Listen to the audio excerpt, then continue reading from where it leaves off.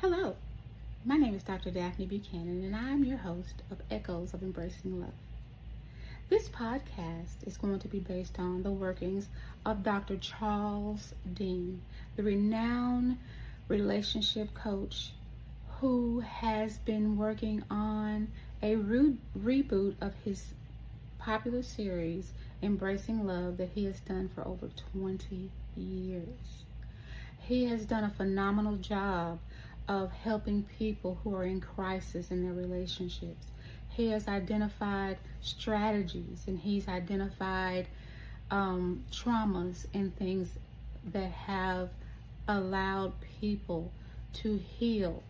He has figured out ways to get people to come together and really work on themselves, work with each other, to be able to come to some consensus in their relationships, to build on where they are and to flourish. Now, I have listened to his podcast, and in the podcast, I have sometimes felt that some of the comments were unfair to women. And that is just not in Dr. Dean's podcast. I have listened to men on TikTok, men on Facebook, and sometimes I felt that, some of what they're saying is practically women bashing. I really have, and I say those things in the moment that I don't agree with what they're saying, or we agree to disagree. Now, my choice to do the retrospective of Dr. Charles Dean's Embracing Love gives me the opportunity to really do some self-reflection with myself, and to also really look at his work and apply it to the working theory of, do women really do these things, or are we at a place of, let's really think about it. Let's really focus on reality. Let's really focus on, do we really need to do things this way? Is there another way? And just to really think about the stories of our lives, because I want to be respectful to his work. And as well as being respectful to his work, I really want to look at my life, look at things that I know that have happened around me, and really be able to speak on if there could be other reasons. So tonight, we're going to be working on his first reboot episode, which is called When Love Hurts. Now, in the When Love Hurts episode, he really digs into how love can hurt when people don't mean to hurt each other. And it talks about how, you really have to be willing to be involved in the relationship. You really have to be looking at all aspects and be willing to be in it. So those are some of the things that we really want to look at, we really want to delve into, to make sure that we're understanding his concepts, and not only understanding his concepts, but identifying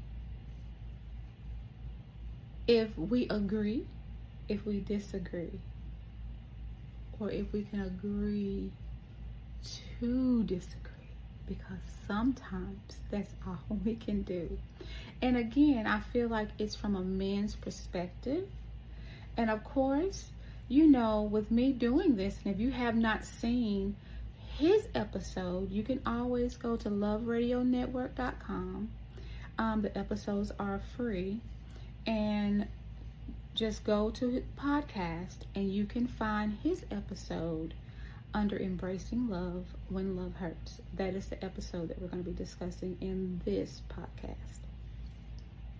So in When Love Hurts, he discusses the unspoken side of love, the pain, the disappointment, and the emotional wounds that sometimes come from the very people that we hold closest. So I think that with love, there's always going to be hurt because life lives. There's no perfect love. I think that the way love grows is through those trials and those tribulations. And that's when love becomes its most potent. When you can stand for each other, even when it's hard. And love becomes its most precious when you feel like someone is fighting for you. Even when you're at your worst. When someone's fighting for you. So one of the things that I really felt like I don't want to say I didn't understand. I want to say that I couldn't get with the analogy that he chose to use. The analogy was that love or a relationship was similar to an illness, okay? And that sometimes the illness can have symptoms. And if we don't take care of the symptoms, it could become more catastrophic. Because those symptoms then turn into a condition. And that condition can then turn to death if it's not treated. Now, this is my perception. And it's my perception because when we think of illnesses, I don't think of a common cold as an illness. I don't think of, the flu as an illness. I think of that as like, something that people just get. When people say illness, my heart stops. Because illness to me is serious. Illness to me is cancer. Illness to me is someone has had a heart attack. Someone has had a stroke. It is something that is a condition that can be upgraded to something that puts your life at risk. Now, other people may think differently, but that's how I feel. I think it is a illness as something that can take us out, okay? So I never want to feel that my relationship is something that's going to take me out. I never want to feel that way. So when I think about what can be some symptoms that are in a relationship, a lack of communication, that can be a symptom. You have partners who are not communicating well. It could be weight. I need you to tell me what's wrong. But the partner is saying, I'm fine. There's nothing wrong. But you've got this partner over here who knows there's something wrong because their partner is behaving differently. I am famous for saying, I'm fine, when I'm really not. And that is because as a non-confrontational person, I don't always want to be the one who has the problem. I don't always want to share my inner thoughts because sometimes it may not be important that I share it. It may be important that I work through it on my own, but it may not be important that I share it with my spouse or my person, because sometimes I can work it through on my own and figure out that, hey, this is just not that important. It's just really not. But if you have that kind of supportive and loving person that wants to know every thought that's in your head, you make them feel like you don't trust them with the thoughts that you have in your head. So you have to learn to know your partner. So is that a symptom? Is that one of the symptoms that Dr. Dean is talking about when he says symptoms? Because that's a lack of communication. You know, there are other things that can be considered to be a symptom. A symptom of the illness that he's talking about. Could it be that maybe a couple is having difficulty with intimacy? Because maybe one of them does not know what intimacy is, or maybe neither of them feel that intimacy is the same thing. Maybe one of them feels like intimacy is like cuddling up together and that's it. But maybe the other feels like intimacy is having soft conversations, holding hands, doing things together inside and outside the house. How do you know? Because it goes back to communication. So communication is still the symptom.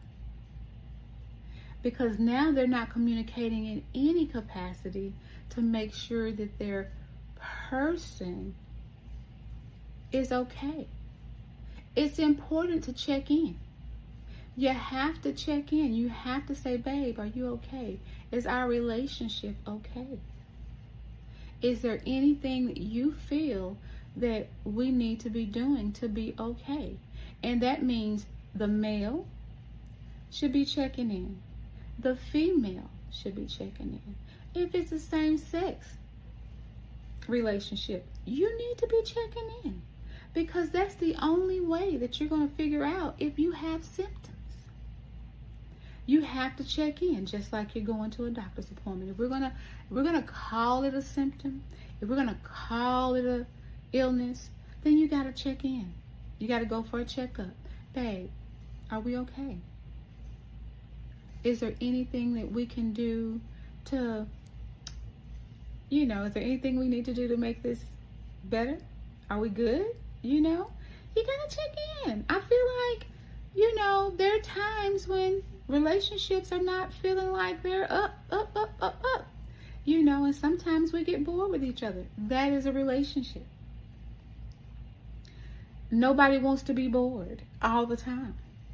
But I will say that my relationship, I don't feel bored. I just feel companionship. I feel like we are okay. We can sit quietly in a room and be okay in a room together. And I don't feel bored. We can have conversations and it's great. But sometimes it has to be a check-in to see if, are you okay with us doing these things? Do you need to go out? Do you need more? Because if you don't check in, you don't know. Because everybody needs something. And if you don't check in to see what that something is, you can't work through it. So when you talk about symptoms and a relationship being similar to an illness, you have to do the work so that the illness can be manageable.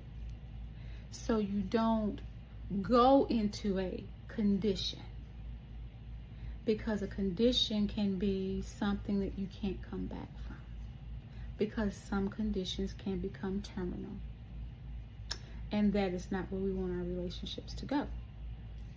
So as he talked about the symptoms, he then said once these symptoms began to grow and exasperate, he talked about how in these moments, people began to reflect on their relationship and began to wonder, is this even the person that I'm supposed to be with when all of these things are going on? These things are the struggles of a relationship. So when you get to one challenge and one hurdle, are you then saying, is this even the person I'm supposed to be with? Are you going to fight for your relationship? Or are you just going to figure out, oh, this must not be the person I'm supposed to be with because this shouldn't be this hard? Because I've been there. I've been like, look, it should not be this hard. No, it shouldn't be this hard. And that is when you have to ask yourself, is this what I'm supposed to be doing? Because I've been in relationships that I've realized that maybe I wanted someone, but they didn't necessarily want me. Maybe they didn't want me. And when you realize that, you have that hurt, you have that pride, and you have to decide, well, what is it? What is it about me? Then you have to know that it's not about you.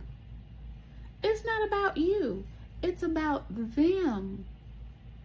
And you have to believe them the first time when they show you. If they show you that you are an option, if they show you that there are more things that are important or more important than you, it may be time to take a step back. Not really to say, is this the person I'm supposed to be with? But maybe to say, let me check in with this person and have that clarifying conversation. Is this where we need to be? Is this what we want? Because if it's not, because you're already asking questions. Daphne's already asking questions like, is this the person I'm supposed to be with? Because I'm feeling like needy. I'm feeling lonely. You shouldn't be in a relationship feeling lonely. If you're in a relationship feeling lonely, which is another symptom, then that is a problem. Because I'm not saying, are you dating someone and feeling lonely? Because dating and a relationship are two different things. Dating, you're going out with someone, there's no commitment, you're just dating someone. I have been very guilty of dating someone and just dating one person and feeling like I have to be loyal to them and not dating other people, because that's how I'm made.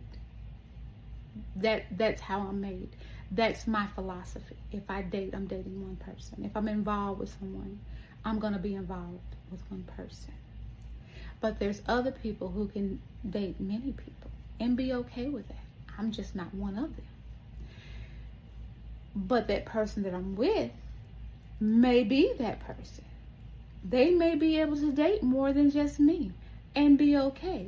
That's why those clarifying conversations are so important, because your points of view may be very different. And then we get into the trauma that is talked about, which is also a symptom. People have been hurt. People have been devastated by things that have happened in their childhood, that have been happening in past relationships, that make you feel like you can't trust people, or you feel like you have healed from things that have happened in the past, and things happen that remind you of them, and suddenly you're at that crossroad of feeling like, should I be paying attention to this stuff? Should it be something that I'm paying attention to? Because I've been here before. Should I be paying attention to this? So it gets into where Dr. Dean, in his discussion, talked about triggers and trauma and how people will blame you for things that they've never done, your partner's never done, because of what happened in your past. Now, do I believe that happens? Absolutely, I do. I believe some people are so hurt and so damaged sometimes because they've stayed in it so long. They stayed in it longer than they needed to, and there is irreparable damage. There can be no trust. I believe it happens. 110%. I believe it does. Now, do I believe people can heal when they're hurt that badly? I think that they can make it manageable. I think they'll backslide. I think that is to be expected. I think it should be shared with their partner. I think backslides should be expected. I think their partner should expect it. But if their partner knows about it, how should you operate? If you know that your partner has been faced with infidelities and you go through these things with her, you've committed to her, but then you exhibit behaviors that could possibly make her feel like you're doing those things, how do you expect her not to feel triggered? You know, you have to be aware of your actions, and she has to be aware of her actions, not to paint you with the same brush, because it's a slippery slope. She can't blame you for being who you are, yet you have to have a healthy respect for who she is. Because we always say this, your experiences make you who you are.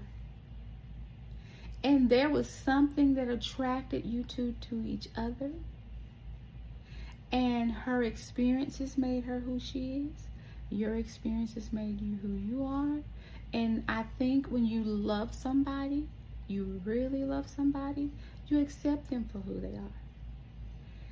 But you have to talk about those non-negotiables, those things you will not accept, those things you will not deal with.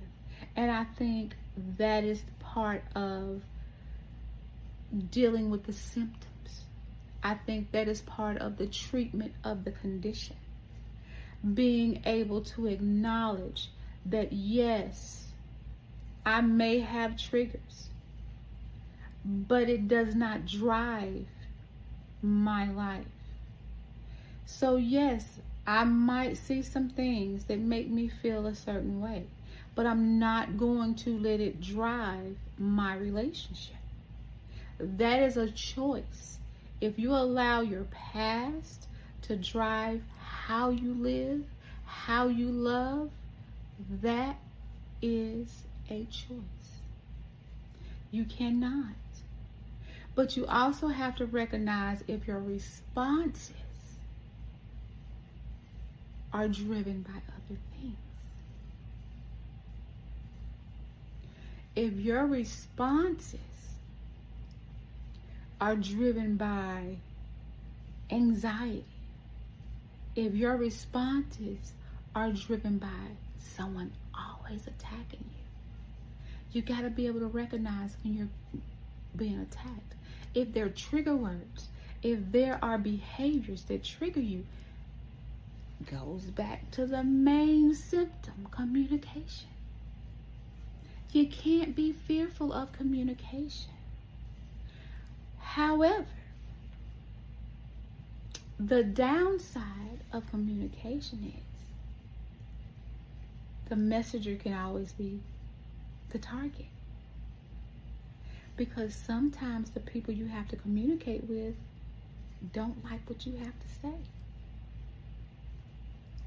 Especially if it's about them. Sharing with someone how they affect you sometimes is not a good thing, because they're not open to that, because they don't feel like they're that way. And if you're the only one that's saying it, and they feel like you're the only one that's saying it makes you not want to say anything.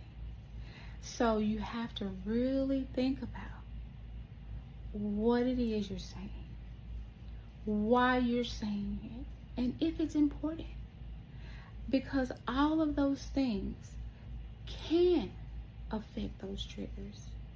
They can affect those things that are in that person's life that they have dealt with in the past. Nobody wants to feel like they're living in the past. But they also don't want somebody to tell them they're living in the past all the time. Especially when you feel like you've grown. I know lots of people who have worked on themselves. And for the first, second, and third time have said, hey, I'm so proud of myself. You know, I feel like I've grown. I feel like I've worked on myself. I feel like I've just come to this place of acceptance of what has happened to me. You know, I'm not going to be perfect, but I feel like I've come to this place of acceptance. So when you have someone that focuses on the negative parts of you without praising those parts that you've grown in, it's going to always be something that you have to work on. And so there was this part where Dr. Dean was speaking on focusing on triggers and figuring out what those triggers are, because both people can have those things. Both people can have triggers, but you got to determine if you want to fight for the relationship. And while doing that, the goal is to have a healthy relationship. Working on yourself should not be ignored. Shouldn't be. But to know that you should continue to build on yourself and make progress is necessary. Because you have to be able to grow. Personal growth is necessary for everyone. If you have people in your life who say they don't need to change and they don't care what nobody says, they're fine the way they are, run. Run. Anybody who feels like they don't have any room for personal growth, run. God did not put us here to be one way. He didn't put us here to stay rooted in the mindsets that we have. He put us here to evolve mentally, physically, spiritually, in any directions that we choose. But the growth has to be there. And all of that goes into what Dr. Neil, goodness gracious, I said Dr. Neil. Let me just tell you who Dr. Neil is, because Dr. Dean is who I'm discussing, but Dr. Neil is my therapist. So let me say this. Dr. Dean is a wonderful relationship coach. But for me, I decided a long time ago that I needed an outlet.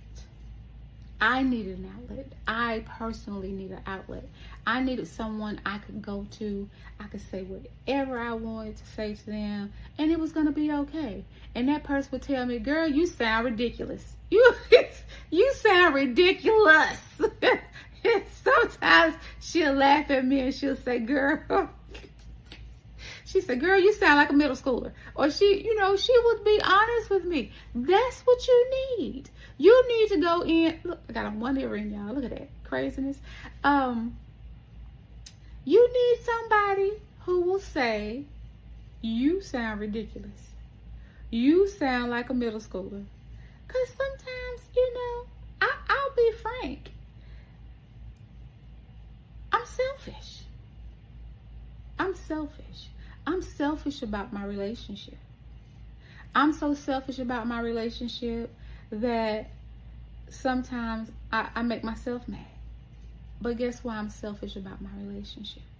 Because I love him that much. I'm selfish about my relationship because I want him to know I love him that much. If your person does not know that you love them, that you're there for them, you want them to be healthy, happy, and know that you are there 110%. Nothing comes before them. Nothing comes after them. He knows, my children. He knows my grandchildren. But guess what? When I show up, he shows up. That's love.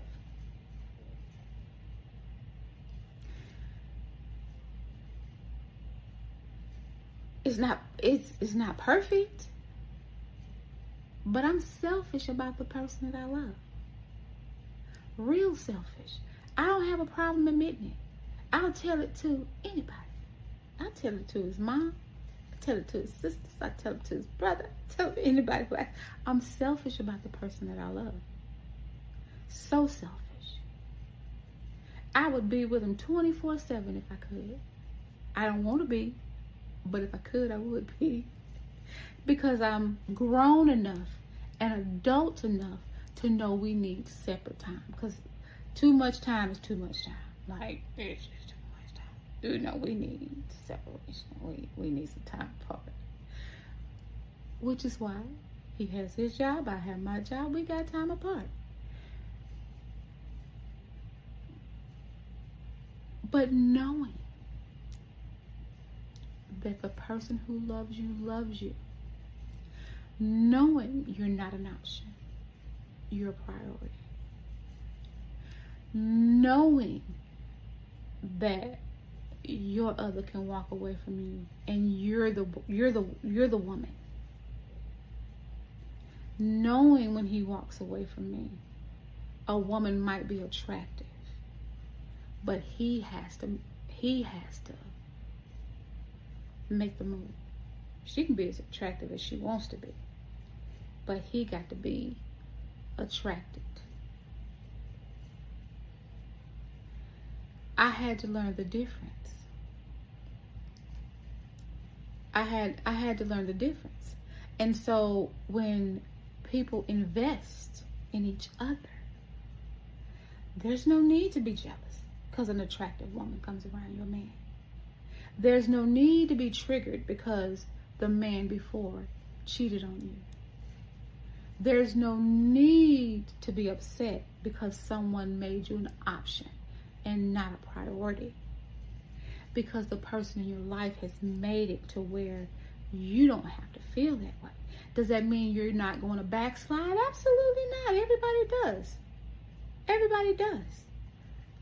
But does that mean you have to always do that? It absolutely does not. Absolutely does not. So,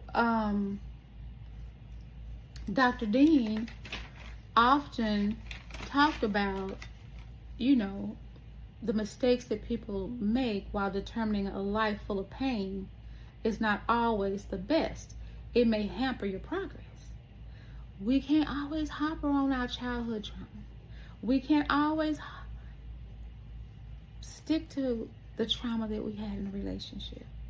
Because at some point, guys, it becomes choices we make. You know, the reason she did this is because this happened. The reason he did this is because this happened. You got to give them some grace. I'm all about giving people grace. I'm all about being understanding. But what everybody has to understand is, at some point, it becomes about choices. Plain and simple. Choices.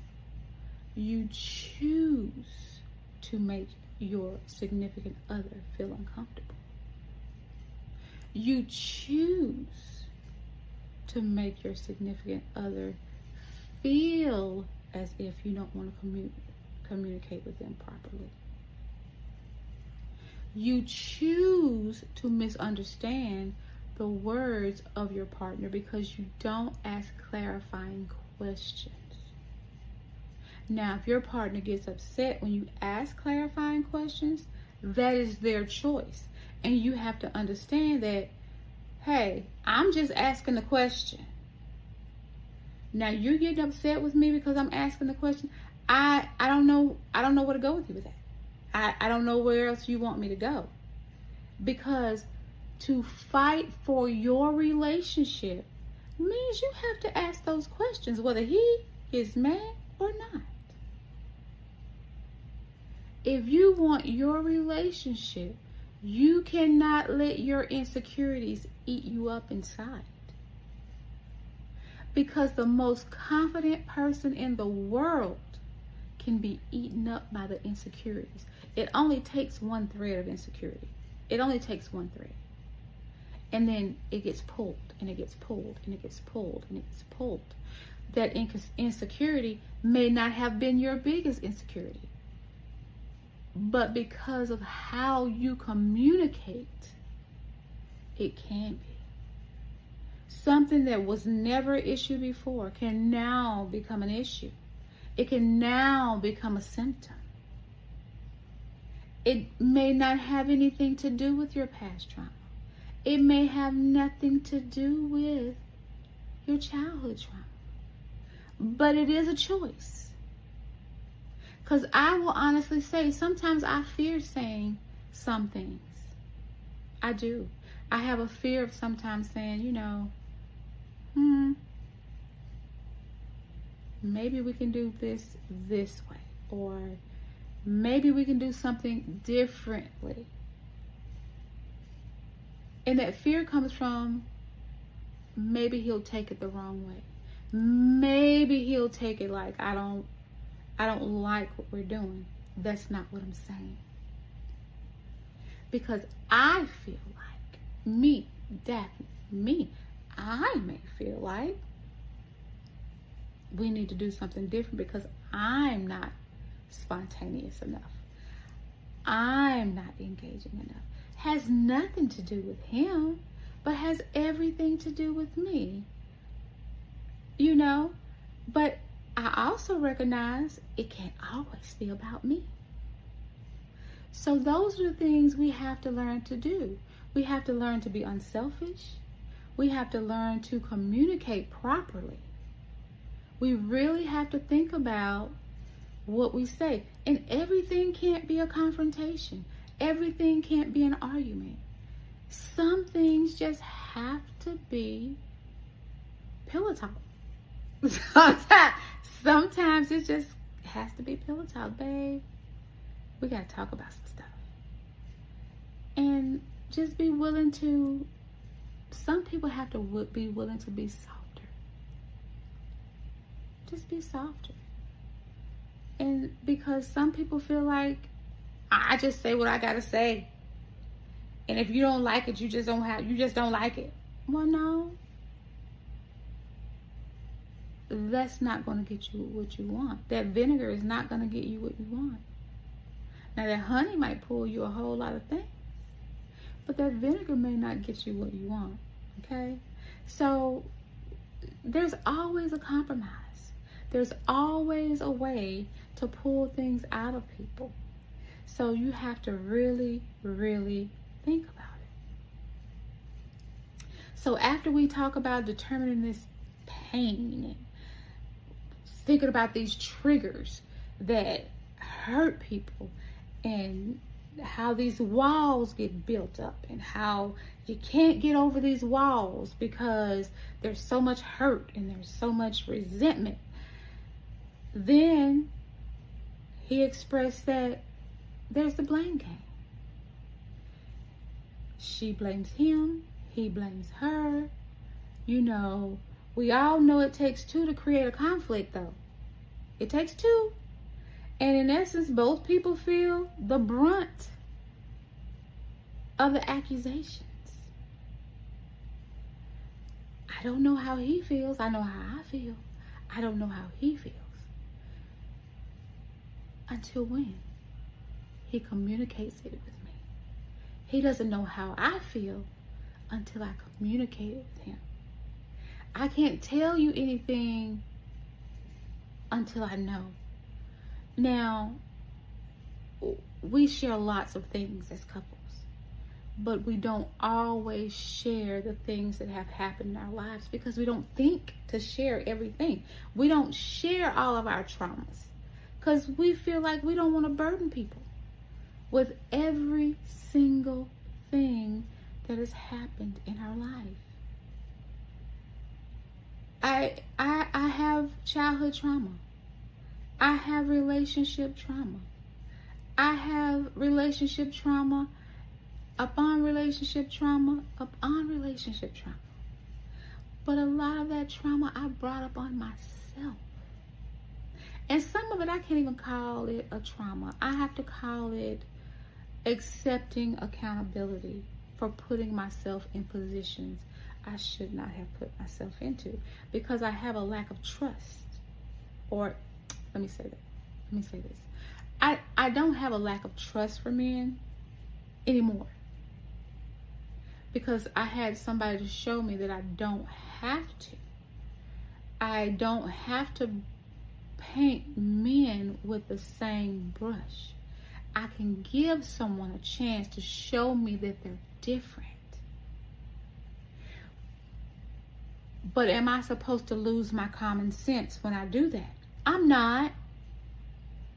If it looks like a duck and it walks like a duck, it might be a dang duck. Okay? But the way I figure out if it's not a duck is if I ask the question. Do I sit in a ball of anxiety and upset because I'm supposed to be afraid to ask the question? Because then the relationship becomes the illness.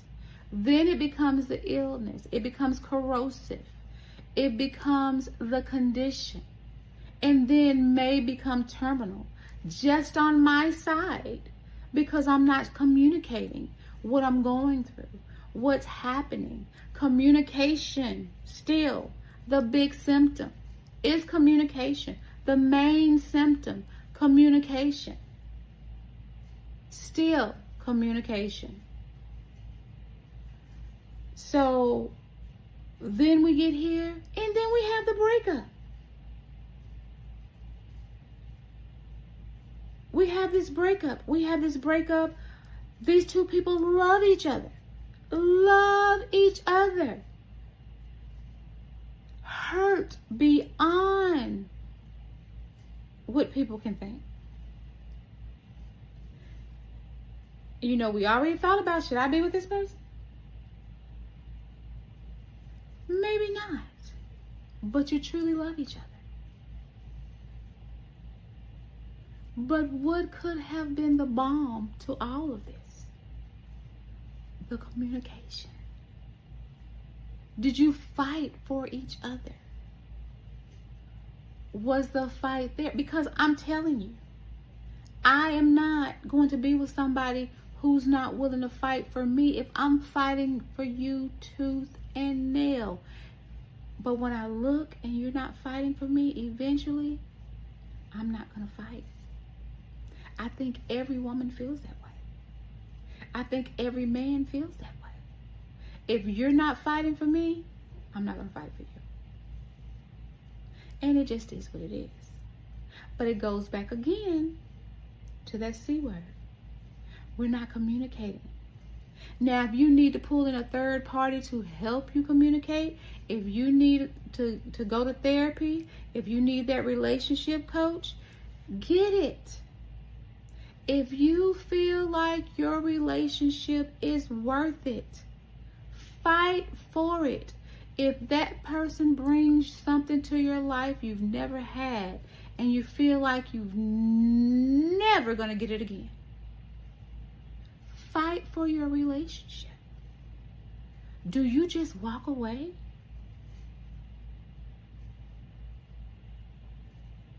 Now, if there's been dishonesty, if somebody's roped you into a relationship that there's a no-win situation, you have to accept the fact that that person may not be for you. And you have to walk away and you have to lick your wounds. But you cannot let one person make you feel like you cannot be happy with someone else. I did that. For many years, I chose be by myself. I'd rather be by myself than deal with some nonsense. Yes. A lot of people feel that way. I'd rather be by myself than deal with some nonsense. And that's what I did, guys. I'd rather be by myself than deal with some nonsense. Lay in my bed, binge watch some TV. I loved it until I didn't. Then I wanted to be with somebody. I wanted my one. I wanted my person, my one. I wanted to find my one. You know what I mean? The one. The one God had for me. The one that was going to give me what I never had. The one who was going to protect me. The one who was going to love me and only me. And was going to let me love him the way I needed to love him. I looked, honey. I dipped my toe in minty poos, honey. Nah, I ain't, no, not like that. Not like that. But I am saying that, you know, you talk to people. You say, hey, I'm interested. You give them the opportunity to say they're interested or they're not interested. You're not going to be heartbroken if somebody says they're not interested, right? You're not. You don't get involved that way. That is what dating is about. Dating is about, hey, I'm interested in you. Can we go on a date? I tried it. I tried it. And, you know, I tried it at a time, guys. I tried it at a time when I was, like, recovering from a life-altering type situation. And, you know, when you have walls built up from hurt, when you have walls built up because you made the wrong choices, you met the wrong men along the way, and that's why you've decided that you're not going to, you better off by yourself. You're thinking you're going to be by yourself, but you're going to go out there and risk it because you know you don't want to be by yourself. You're going to go and you're going to do the risk. So in doing those risks, that's what you have to do. You know, you think you're going to do something different. I changed my mindset, which is what Dr. Dean recommends. He says, change your mindset. I had a fixed mindset where relationships were concerned. And Dr. Dean was like, no. If your mindset is that relationships aren't good, then that's what you're going to have. But if you open yourself up And your mindset is like, you know, I will have a good relationship if I seek one. I will put positivity in the air. I will share my love with someone who is willing to share their love with me. Guys, you know, your mindset is everything. If it's toxic mindset, toxicity is going to come to you. You know, you have to be willing to open yourself up. And one thing that Dr. Dean talked about was tailor-made love. People felt like tailor-made love is just for you. Every relationship is not that. It's just not. You know, people don't want drama. They don't want games. They want people they could be different with because they're not healed. People feel like they want these relationships, but they're not healed. But in not being healed, you can be healed together. If you are so broken that you cannot get out of your own way, you have to find someone to help you build that. You have to. You have to be able to get out of your own way. You've got to change your mindset. And if you cannot do that on your own, I'm telling you, my years, and I'm telling you years of therapy that therapists told me I didn't need. I did, because I needed the outlet. I had stress in my life. I had a high stress job. I am an overthinker. I am a perfectionist. I am a overachiever. I am all these things that my brain would just run. And it might be my personal, it might be my professional, it might be all these things, but they're all jumbled up in my brain. And when you have that going on and you want to love somebody, you have no idea what all of that can do to your relationship. So a therapist could be a wonderful thing at all times. So it's okay to be yourself. It's okay to be that person who was cheated on. It's okay to be that person who made relationship mistakes and caused yourself harm. It's okay, because guess what it did? It made me me. It made me know what it is that I want. Because at the end of the day, if you don't know what you want, that is a problem. You got to have what you don't want to know what you want. I have to say that. Because some people don't know what other people will do to break you. And I don't mean physical abuse. I don't mean verbal abuse. I don't mean just infidelity. Simple things of just making you an option.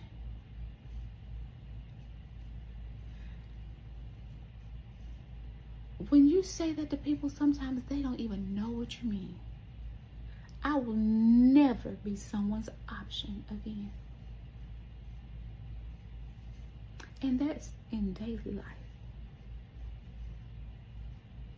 And so, being someone's option for a woman,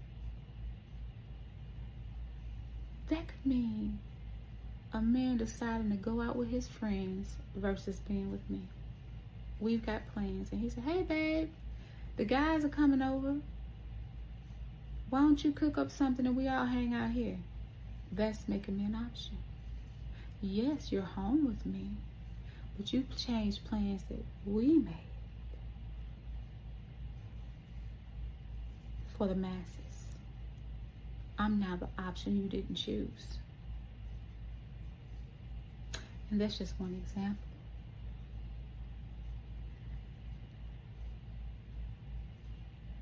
just believing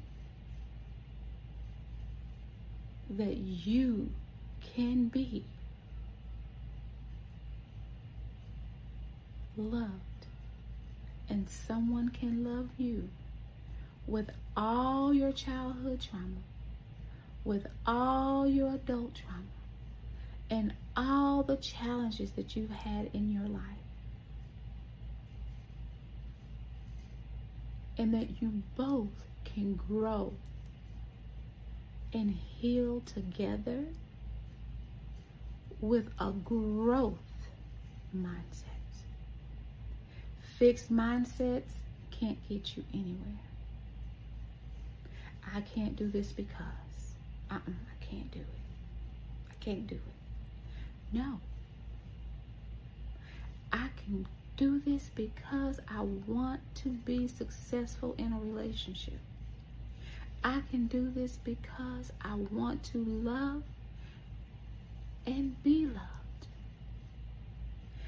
I can do this because I've met a man who loves me and protects me and shows me every day that is what he's going to do.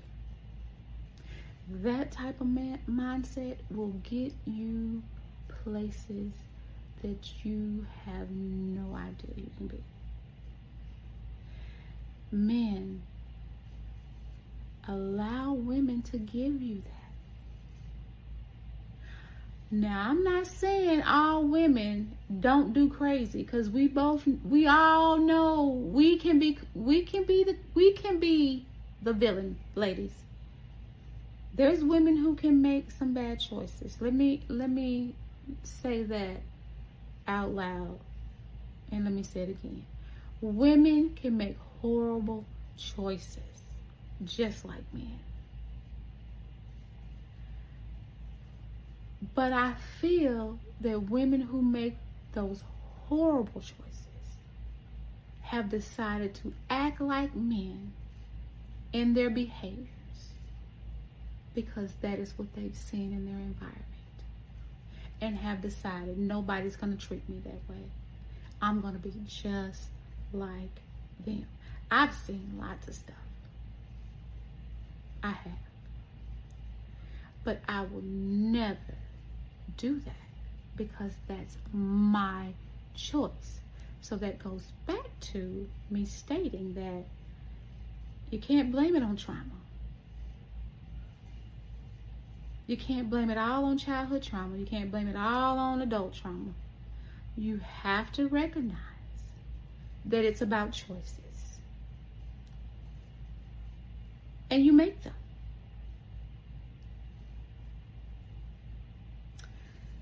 So once again, this is a retrospective of Echoes of Embracing Love, of the Embracing Love series by Dr. Charles Dean. You can watch his podcast on Love Radio Network. It is a free site. And then watch this one again after you're done, to get another perspective, because that's what I wanted to do. I wanted to give another perspective of what he's talking about. I wanted to be able to share with you just some different perspective, because men, Lord have mercy, they can say things in a way that sometimes I feel, you know how they are, girls. Guys, y'all know how you are. Y'all can just put it out there and it just be hanging out there like, what's up? It just be like, what's up? That's what I said. And I am Daphonnie Buchanan. I am your host of Echoes of Embracing Love. And the series or episode that we were reviewing was When Love Hurts. Take a look, and I will see you on the next episode. Have a great night.